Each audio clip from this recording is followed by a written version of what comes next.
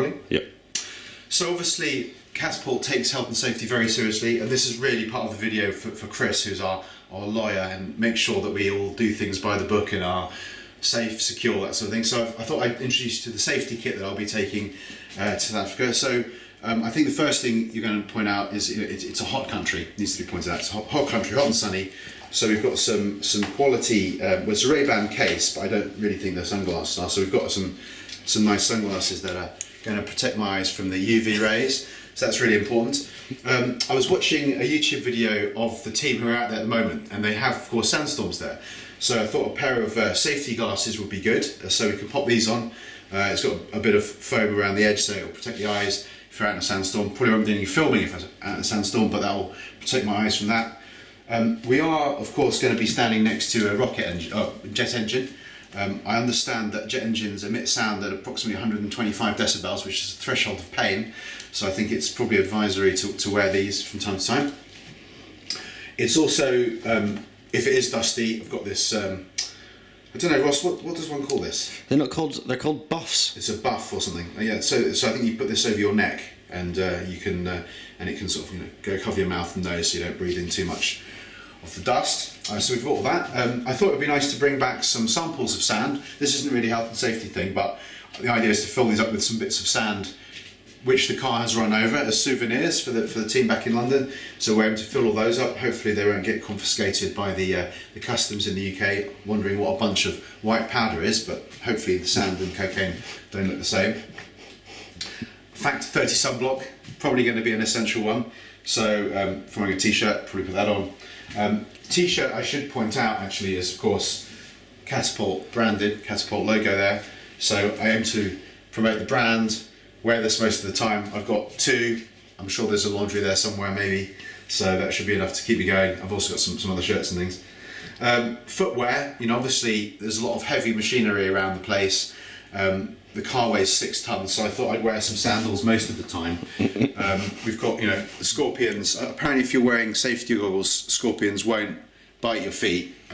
So if we've got the ear defenders on, that will be fine. But with a bit of seriousness, we'll take those. But I'm also going to take these ones. So they're safety boots, quite robust. Should keep the sand and everything else out. They're not steel toe capped, and if you want to digress a little bit into the ins and outs of safety boots, apparently steel toe cap boots are not the favoured thing. So these have got actually some sort of plastic. The reason being that when you actually do drop 6 tons on your foot, if there's a piece of metal at the front, it crimps itself onto your toes. You then can't get it off, whereas the plastic doesn't tend to do that so much. So that's again, just a tip for anyone. Very importantly, last thing is kind of medical kit.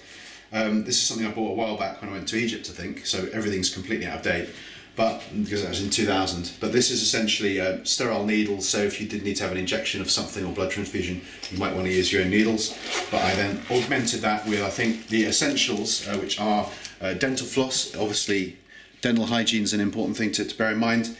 Got some Nurofen, any aches and pains, headaches, may get it after a long flight, depending on what the time change of this sort of thing. I've also got here Imodium Instant. You don't want to be caught without some of that in a place where you're not used to water or food. And then a bunch of band-aids, so plasters. So if I do get eaten by something, that will help sort me out. So I think as you can see, we've taken all reasonable precautions to go out into the middle of the desert in, I think temperature's 45 degrees at the minute. So I think that is probably enough. I don't think I've overdone it there. Yep, I'd agree with all of that, but you're missing the most crucial part, and that's whatever it is that you're sporting on top of your head, Peter. What's the nature of this? What health and safety benefit does this particular accessory bring? A kind of mock. Is it a Panama hat? I don't know. It's not actually made in Panama. It's made in China, a bit like the drone. But yes, this is to keep my head out of the sun. I'm starting to lose a bit of hair there, so I thought that might be useful.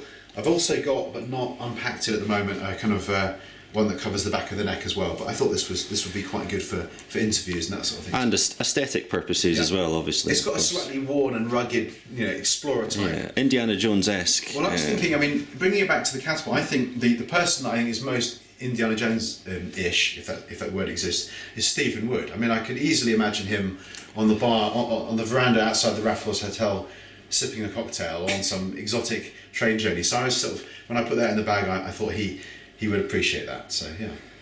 Great.